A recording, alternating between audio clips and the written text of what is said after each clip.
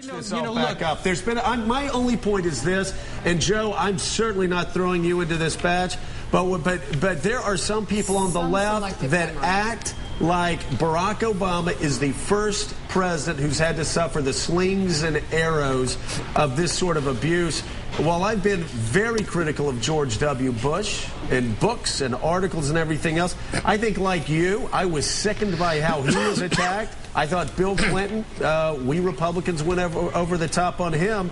I guess a bigger question is, how do we break this cycle, I would call it, of just idiocy, of madness, of rage?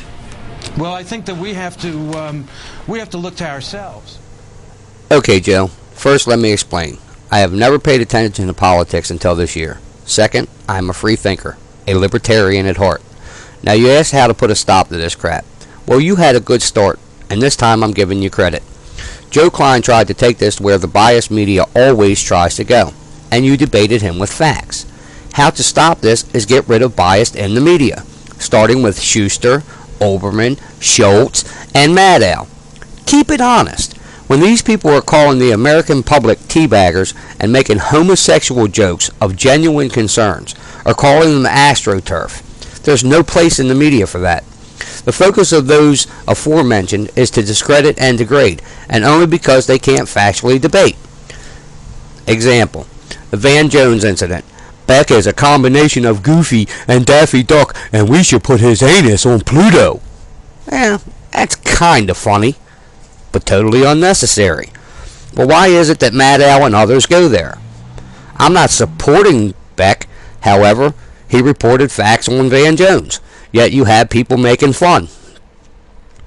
Another example, the Tea Party movement. Thousands march on D.C. is MSNBC's headline. The fact is the estimate is 1 to 2 million.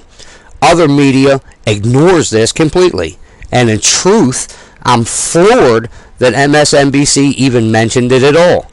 These people were portrayed as right-wing extremists, wing-nuts, and racists, yet there were blacks amongst them. What should be reported isn't. Another example, Pelosi and Emmanuel calling people un-American.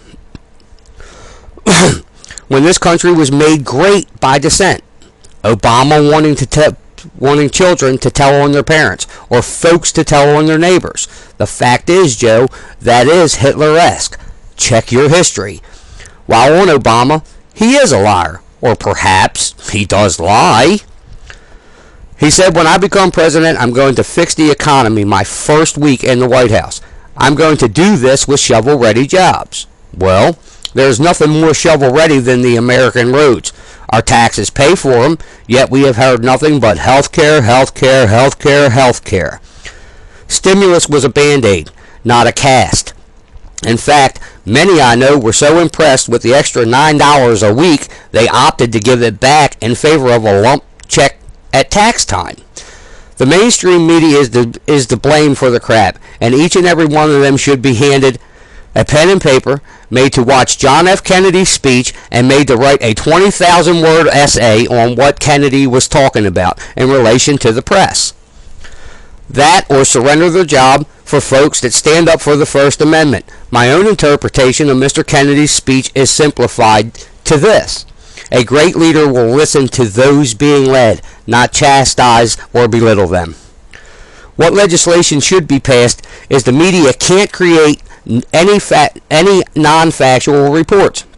And as stated in the First Amendment, and as Kennedy said, no one shall interfere with that responsibility.